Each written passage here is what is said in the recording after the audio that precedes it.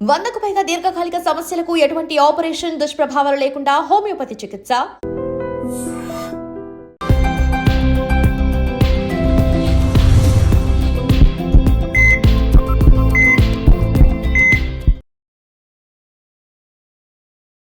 నమస్తే, welcome to healthy conversations with iDream media. నేను మీ Jhansi. So ఈ రోజు మనతో ఉన్నారు 40 ఏళ్లకు పైగా ఆయుర్వేద వైద్యంలో తనకంటూ ఒక ప్రత్యేక స్థానాన్ని ఏర్పరచుకున్న చిట్టుబొట్ల మధుసూదన్ శర్మ గారు.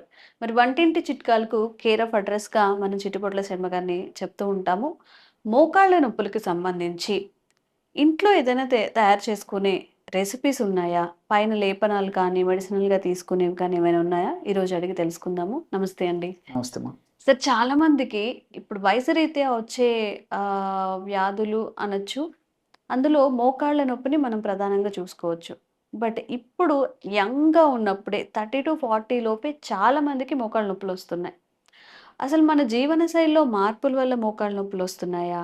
మనం దీన్ని ఏదైనా సెటరేట్ చేసుకొని వాటిని న్యాచురల్‌గా తగ్గించుకునే మార్గాలు ఏదైనా ఉన్నాయా? మోకాళ్ళ నొప్పులు రావడం ఒక వయస్సు వచ్చిన తర్వాత హ్మ్. చాలా మందిలో సర్వసాధారణం అమ్మా. కానీ ఈ రోజుల్లో జీవనశైలి సరిగా లేకపోవడం చేత, హ్మ్. ఆహార విధి విధానాలు సరిగ్గా లేకపోవడం చేత, హ్మ్. ఇంతకుముందే మీరు చెప్పినట్లు చిన్న వయస్సులోనే మోకాళ్ళ నొప్పులు రావడం మొదలైంది. హ్మ్. సో ఇంతై ఇంతింతై ఒటుడింతై అన్న చందాన హ్మ్. క్రమక్రమంగా ఇది పెరిగిపోతూ మరి చాలా అసౌకర్యంగా పరిణమిస్తూ అనారోగ్యాలకు కూడా ఇది కారణభూతం అవుతూ హ్మ్. చాలా ఇబ్బందికరమైనటువంటి జీవితాన్ని కొనసాగించవలసిన పరిస్థితి హ్మ్. క్రమక్రమంగా చాలా మందిలో ఎదురయ్యేటువంటి పరిస్థితి ఏర్పడి అవును. చిట్ట చివరికి మరి ఆపరేషన్స్ కూడా తప్పని పరిస్థితి ఏర్పడేటువంటి పరిస్థితి ఎక్కువ శాతం మందిలో కలుగుతుందమ్మా. అవును. దీనికి ఇంతకుముందే చెప్పినట్లు జీవన విధానాలు సరిగ్గా లేకపోవడం. హ్మ్. అంటే వ్యాయామరహితమైనటువంటి జీవితము, అదేవిధంగా fast foods, junk foods, bakery foods, ice creams, carbohydrates ఎక్కువగా ఉన్నటువంటి ఆహార పదార్థాలు తీసుకోవడము, వేళకు ఆహారం తీసుకోకపోవడము, సమయానికి సరిగ్గా నిద్రపోకపోవడము, మానసిక ఒత్తిళ్ళు. ఒకటేమిటమా, సో కరుణ చావుకి ఎన్నో కారణాలు అన్నట్లు హ్మ్. మరి ఈ సమస్యకు కూడా ఎన్నో రకాలైన కారణాల వల్ల ఈ సమస్య రోజు రోజుకు ఎక్కువ శాతం మందిలో మరీ విపరీతంగా కనిపిస్తోందమ్మా. అవును.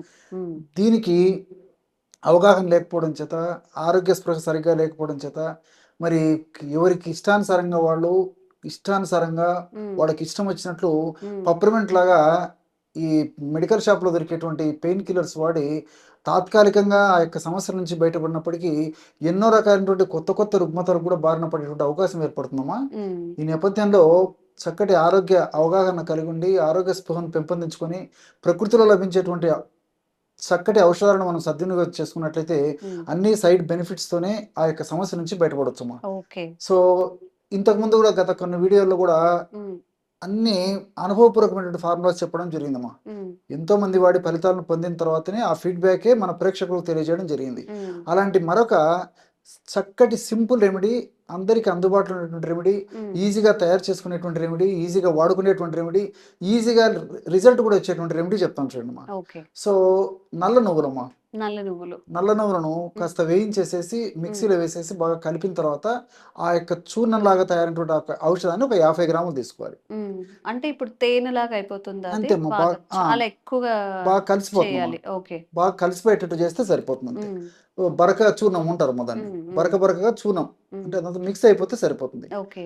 సో, ఒకవేళ నల్ల నువ్వులు సమయానికి దొరకకపోతే హ్మ్. ప్రత్యామ్నాయంగా తెల్ల నువ్వులైనా వాడుకోవచ్చమ్మా. హ్మ్. నల్ల నువ్వులైతే రిజల్ట్స్ కూడా తెల్ల నువ్వుల కంటే బావుంటాయి. ఓకే. సో, నల్ల నువ్వులు శ్రేష్టము. హ్మ్. లేని పక్షంలో తెల్ల నువ్వులు కూడా వాడుకోవచ్చు. ఓకే. సో, ఆ యొక్క నువ్వుల చూర్ణం ఒక 50 గ్రాములు తీసుకోవాలి. హ్మ్. అట్లే ఓమము.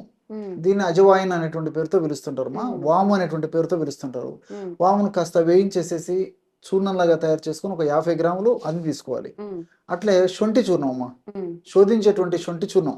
మనకు శొంఠి చూర్ణం మార్కెట్‌లో దొరుకుతుంది. శొంఠి కొమ్ములు మార్కెట్‌లో దొరుకుతాయి. హ్మ్. సో, శొంఠి యొక్క చూర్ణాన్ని ఒక 50 గ్రాములు తీసుకోవాలి. హ్మ్. చివరగా అశ్వగంధ చూర్ణం. హ్మ్. మనకు అశ్వగంధ చూర్ణం కూడా మార్కెట్‌లో దొరుకుతుందమ్మా. ఓకే. ఇది ఒక 50 గ్రాములు తీసుకోవాలి. హ్మ్. ఈ 4 పదార్థాలు ఒక్కొక్కటి 50 గ్రాముల చొప్పున కలపడం వల్ల హ్మ్. 200 గ్రాముల మెడిసిన్ తయారైపోతుంది. ఓకే. ఈ 200 గ్రాముల మెడిసిను హ్మ్. మనకి రోజు 5 గ్రాముల చొప్పున వాడుకుంటే హ్మ్. కరెక్ట్‌గా 40 రోజులకు ఒక హ్మ్. మండలం. హ్మ్. సర్వసాధారణంగా ఆయుర్వేద ఔషధాలు మినిమమ్ ఒక మండలం వాడాలని చెప్పి చెప్తుంటారమ్మా. ఓకే. సో, ఇది ఒక మండలానికి సరిపోతుంది. హ్మ్. సో, ఉదయం ఒక అర టీ స్పూన్ పొడి, రాత్రిపూట ఒక అర టీ స్పూన్ పొడి. హ్మ్. ఆహారానికి ఒక 10-15 నిమిషాల ముందు నోట్లో వేసుకొని నీళ్ళైనా తాగొచ్చు, లేకపోతే కాస్త పాలలో కలిపి తీసుకోవచ్చు, తేనెతో కలిపి తీసుకోవచ్చు, ఎలాగైనా వాడుకోవచ్చమ్మా. ఎన్ని రోజులు వాడాల్సి ఉంటుంది? ఇది ఎక్కువ రోజులు వాడినప్పటికీ ఎలాంటి ఇబ్బంది ఉండదమ్మా. 3 మాసాలు 4 మాసాలు ఇంకా ఎక్కువ రోజులు కూడా వాడుకోవచ్చమ్మా. ఓకే. ఎక్కువ రోజులు వాడిన ఇబ్బంది ఉండదు. కానీ ఇక్కడ మీరు గమనించాల్సింది ఏంటంటే అమ్మా, శొంఠి వేడి చేసేటువంటి గుణం ఉంది, నువ్వులకి వేడి చేసేటువంటి గుణం ఉంది, వాముకు వేడి చేసేటువంటి గుణం ఉంది. సో కొంతమంది శరీర తత్వాన్ని అనుసరించి మరి హాఫ్ టీ స్పూన్ అంటే 2.5 గ్రామ్స్ ఒక పూటకి, అంటే రోజుకి ఒక 5 గ్రాముల చొప్పున తీసుకున్నటువంటి వాళ్ళలో కొంతమందిలో మాత్రం వేడి చేసేటువంటి తత్వం ఉండి వేడి గుణం ఉండేటువంటి వాళ్ళలో వేడి లక్షణాలు ఉత్పత్తి అవుతుంటాయి. సో ఈ నువ్వులు, వాము, శొంఠి సర్వసాధారణంగా వేడి గుణాలు ఉంటాయమ్మా. సో సర్వసాధారణంగా వేడి తత్వం ఉండి వేడి చేసేటువంటి తత్వం ఉన్నటువంటి వాళ్ళలో అయితే కొంతమందిలో ఈ యొక్క ఔషధం వాడుకోవడం వల్ల, అంటే ఈ డోస్ అమ్మా, సో ఔషధం అయితే మంచిదే, కొంచెం డోస్ ఎక్కువ తీసుకోవడం వల్ల కొంతమంది వేడి లక్షణాలు ఉత్పత్తి అవుతుంటాయి. అంటే కళ్ళు మంటలుగా ఉండడము, కాళ్ళు చేతులు మంటలుగా ఉండడము, మలమూత్రాలు కొద్దిగా మంటగా ఉండడము, ఇలాంటి కొంతమందిలో కలుగుతుంటాయి అనమాట. అటువంటి పరిస్థితి ఏదైనా ఉంటే అలాంటి వాళ్ళు 1/2 టీ స్పూన్ కాకుండా ఒక 1/4 టీ స్పూన్ వాడితే సరిపోతుందమ్మా. అంతేగాని ఔషధాన్ని అయితే మానేయాల్సినటువంటి అవసరం లేదు. అటువంటి లక్షణాలు ఏదన్నా వచ్చేటువంటి సూచన నుండి వచ్చినట్లయితే మరి ఆ యొక్క ఔషధాన్ని డోస్ తగ్గించుకొని వాడుకోవడం వల్ల ఎలాంటి ఇబ్బంది ఉండదు. 40 రోజుల మెడిసిన్ మరి ఇంచుమించు 80 రోజుల దాకా కూడా వాడుకోవచ్చు. సో ఈ విధంగా ఫ్రెష్ గా తయారు చేసుకుని ఆ యొక్క నేను చెప్పినటువంటి పద్ధతిలో 50 గ్రాములు 50 గ్రాములు 50 గ్రాములు 50 గ్రాములు టోటల్ 200 గ్రాముల ఔషధం తయారై చేసుకొని అది అయిపోయిన తర్వాత మళ్ళీ ఫ్రెష్గా తయారు చేసుకొని వాడుకుంటున్నారమ్మా. దీర్ఘకాలం పాటు వాడినప్పటికీ అన్నీ మనకు సైడ్ బెనిఫిట్స్ ఉంటాయమ్మా. ఉదాహరణకి నువ్వుల్లో ఉన్నటువంటి లిగ్నాను ఇలాంటి ఔషధాలు కూడా ఇలాంటి రసాయన పదార్థాలు కూడా ప్రత్యక్షంగా పరోక్షంగా మోకాళ్ళలో గుజ్జు త్వరగా అరిగిపోకుండా, మోకాళ్ళలో గుజ్జు బాగా ఉత్పత్తి అయ్యేందుకు, అదేవిధంగా మోకాళ్ళలో గుజ్జు సక్రమంగా పనిచేసేందుకు చాలా చక్కగా ఉపయోగపడేటువంటి పరిస్థితి ఈ లిగ్నాన్స్ వల్ల కలుగుతుంటుందమ్మా. అదేవిధంగా శొంఠిలో షాగోలు, జింజరాలు అనేటువంటి రసాయన పదార్థాలు కూడా నొప్పిని తగ్గించేందుకు చాలా అద్భుతంగా పనిచేస్తాయి. అంతేకాకుండా ఈ నొప్పి అనేటువంటి ప్రక్రియ జరిగేటప్పుడు ఆ నొప్పి అనేటువంటి ప్రక్రియ జరిగేటువంటి భాగంగా ఆ ప్రాంతంలో మోకాళ్ళ భాగంలో IL-2, అదేవిధంగా IL-2 తర్వాత ప్రోస్టాగ్లాండిన్స్ ఇలాంటివన్నీ అనేక రకాలైన రసాయన పదార్థాలు ఉత్పత్తి అవుతుంటాయమ్మా. ఇవన్నీ కూడా హానికారకమైన రసాయన పదార్థాలు. ఈ హానికారకమైన రసాయన పదార్థాల యొక్క ప్రభావం చేతనే నొప్పి, పోటు, సలుపు, బాధ ఇవన్నీ విపరీతంగా పెరిగిపోతుంటాయి అనమాట. మరి అలాంటి హానికారకమైన రసాయన పదార్థాల ఉత్పత్తిని తగ్గించేందుకు, ఉత్పత్తి అయినటువంటి రసాయన పదార్థాలను శక్తి రహితంగా నిర్వీర్యంగా చేసేందుకు కూడా శొంఠిలో ఉన్నటువంటి జింజరాలు, షాగోలు అనేటువంటి రసాయన పదార్థాలు ఉపయోగపడతాయమ్మా. అదేవిధంగా వాములో ఉన్నటువంటి థైమాలు, థైమక్విన్ అనేటువంటి రసాయన పదార్థాలు, అశ్వగంధలో ఉన్నటువంటి విథనాలు ఇలాంటి రసాయన పదార్థాలు ఇవన్నీ కూడా ప్రత్యక్షంగా పరోక్షంగా మోకాళ్ళ నొప్పులు తగ్గేందుకే కాకుండా మోకాళ్ళ భాగంలో చక్కటి రక్త సరఫరాను కలగజేసి, అదేవిధంగా చక్కటి పోషకాంశాలను అందజేసి, ఆ మోకాళ్ళ భాగంలోకి చక్కటి ఆక్సిజన్ అందజేసి ఆ మోకాళ్ళ భాగంలో తయారైనటువంటి చెడు పదార్థాలంటే బయటకు తొలగించేందుకు కూడా చాలా చక్కగా ఉపయోగపడతాయి. కాబట్టి అన్ని రకాలుగా ఈ యొక్క ఔషధం వల్ల సైడ్ బెనిఫిట్స్ ఉంటాయమ్మా. ఓకే. సో చాలా ఈజీగా ఇంట్లో చేసుకునేది, అలాగే దానివల్ల హెల్త్ బెనిఫిట్స్ అంటే ఒక్కొక్క ఇంగ్రీడియంట్ వల్ల ఇంకా అదనపు హెల్త్ బెనిఫిట్సే కానీ సైడ్ ఎఫెక్ట్స్ ఎలాంటివి లేవు అని మధుసూదన్ గారు చెప్తున్నారు. కాబట్టి ఎవరికైనా కానీ సివియారిటీ అంటే ఎక్కువగా మోకాళ్ళ నొప్పిని ఫేస్ చేస్తున్న వాళ్ళు దీన్ని ఒక్కసారి ట్రై చేసి చూడండి. మీకు ఎలా అనిపించిందో కామెంట్ చేయండి. ఇంకెలాంటి వీడియోస్ మధుసూదన్ శర్మ గారితో మీరు తెలుసుకోవాలి అనుకుంటున్నారో మీ ఆరోగ్య సమస్యలను కామెంట్ చేయండి. తప్పకుండా వీడియో చేసే ప్రయత్నం చేస్తాం. Thank you so much sir. నమస్తే.